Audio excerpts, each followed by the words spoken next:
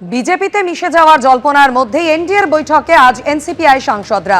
এনডিএর বৈঠকে এনসিপিআই এর কাকলি ঘোষ দস্তিদার, শতাব্দী রায়, সায়নী ঘোষ, শর্মিলা সরকার, রচনা বন্দ্যোপাধ্যায়রা উপস্থিত ছিলেন। এনডিএর বৈঠকে প্রধানমন্ত্রীর সঙ্গে প্রথম সারিতে বসলেন কাকলি ঘোষ দস্তিদার, আর প্রধানমন্ত্রীর পিছনের সারিতে ছিলেন শতাব্দী রায়, অসিত মালরা। দিল্লিতে এনডিএর মঙ্গল মিলন বৈঠকে এনসিপিআই সাংসদরা।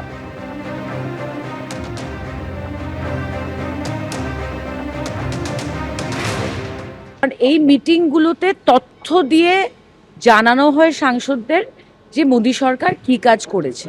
যেরকম এফটি নিয়ে এত অপপ্রচার করেছে কংগ্রেস, মনে হচ্ছে দেশের হয়তো ক্ষতি হয়েছে, কিন্তু দেশের যে লাভটা হয়েছে, যেভাবে মার্কেটটা অ্যাক্সেসিবল হয়েছে, এটা মানে অনেক বড় অ্যাচিভমেন্ট দেশের। আর দ্বিতীয় কথা হলো, আমি কংগ্রেসও করেছি, তৃণমূলও করেছি।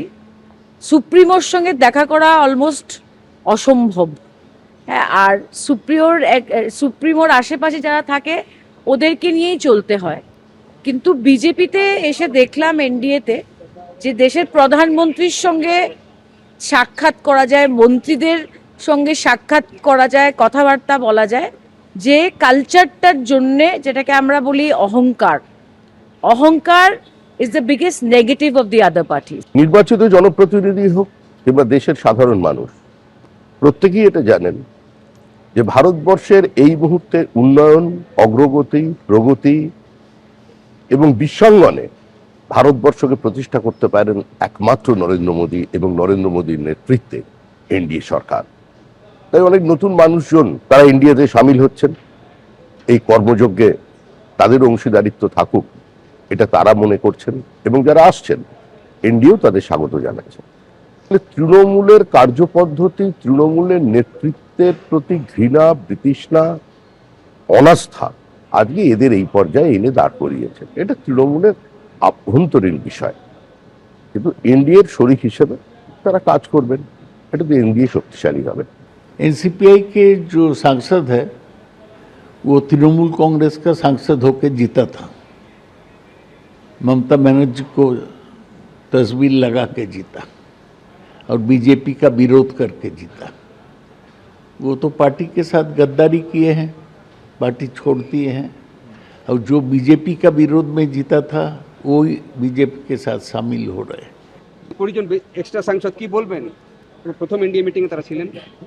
দেখুন, আমাদের যশস্বী প্রধানমন্ত্রী নরেন্দ্র মোদীর যে নেতৃত্বে যেভাবে সারা দেশ ব্যাপী যেটা উন্নয়নমূলক কাজ হচ্ছে, সেটাকে দেখে নতুন নতুন এনডিএ পার্টনার হচ্ছে, যারা নতুনভাবে যোগদান করছেন এনডিএতে, তাদেরকে স্বাগত জানাই। যাতে তারা যারা হয়তো ভুল বুঝে অনেকদিন দূরে ছিল, তারা সে সত্যি কথা বুঝে আজকে আসে এনডিএর মধ্যে, এবং যে মোদীজির স্বপ্ন আছে 2047 সালে যেটা বিকশিত ভারত নির্মাণের, সেই ক্ষেত্রে এটা গুরুত্বপূর্ণ ভূমিকা পালন করবে। আজকে এনডিএর যে বৈঠক হয়ে গেল দিল্লিতে, সেখানে আসন বিন্যাসটা রাজনৈতিকভাবে অত্যন্ত গুরুত্বপূর্ণ। একেবারে প্রথম সারিতে বসে রয়েছেন প্রধানমন্ত্রী এবং কেন্দ্রের গুরুত্বপূর্ণ মন্ত্রীরা। সেই আসনেই বসার ব্যবস্থা করা হয়েছিল কাকলি ঘোষ দস্তিদারের। দেখতে পাচ্ছেন ছবিতে, পেছনের সারিতে বসেছিলেন শতাব্দী রায়, অসিত মালরা।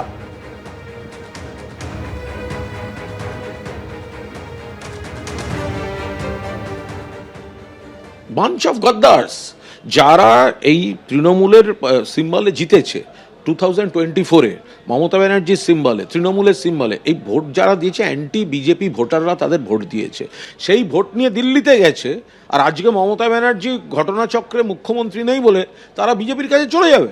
তারা তৃণমূল থেকে জিতে বিজেপির সঙ্গে মিটিং করে বলছে এনসিপিআইতে যাবে। আর এনসিপিআই কি, এটা বিজেপির একটা দোকান খুলে দিয়েছে ওদের। আবার এখন শোনা যাচ্ছে বিজেপির সঙ্গেই বসা, এনডিএকে সাপোর্ট করছে, নরেন্দ্র মোদীকে সাপোর্ট করতে যাচ্ছে।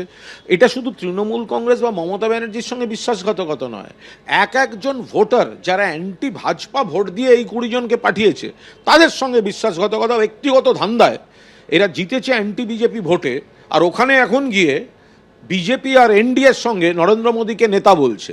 তো ফলে এরা না ঘরকা না ঘাটকা হবে, এদের পলিটিক্যাল কেরিয়ার শেষ। দেখুন, আমাদের সরকার, আমাদের কেন্দ্র সরকার এবং আমাদের দল, আমাদের কাছে নেশন ফার্স্ট। অন্যদের যে আজকে বলছেন কাকলি ঘোষ দস্তিদার বা আরও যারা যারা ছিলেন, বেসিক্যালি একটাই এম, সেটা হচ্ছে এগিয়ে নিয়ে যাওয়া দেশকে। কর্মীদের কাছে কি বার্তা যাবে? তারা এতদিন তাদের বিরুদ্ধে বিরুদ্ধে প্রশ্ন তুলেছেন, সওয়াল করেছেন, একাধিক নেতা প্রশ্ন তুলেছেন। তারা তো এখনো দলে আসেননি। এনডিএর বৈঠকে তাদের বৈঠকে যাওয়া মানেই তো দলের মধ্যে আসেননি এখনো। কিন্তু দলের মধ্যে যদি কোনোদিন আসেনও, আমি যে কার্যকর্তা হয়ে সব জেনে গেছি এটা কিন্তু ভাবার কোনো কারণ নেই। আজকে কিছু বিষয় আছেন যেটা আমার দলের শীর্ষ নেতৃত্বের মনে হচ্ছেন যে তারা দলে যদি আসেন তাহলে দেশের ভালো হবে, আমাদের দলের ভালো হবে। তো সেইটা হিসেবে হয়তো তারা করবে। এখনো তো তারা আসেননি, হতে পারে হ্যাঁ খারাপ লাগতেই পারে। আজকে কাকলি ঘোষরা আমাকে পার্সোনাল অ্যাটাক করেছেন দুটি লাইভ প্রোগ্রামে, কিন্তু আবার বলবো দেশ সর্বপ্রথম এবং শীর্ষ নেতৃত্বের ডিসিশন সর্বপ্রথম। সব বিষয়ে নাক গলিয়ে নিজের মতামত দিয়ে অন্তত এটা কিন্তু আমাদের দলে চলে না। Discipline is a must. ABP Ananda, এগিয়ে থাকে, এগিয়ে রাখে।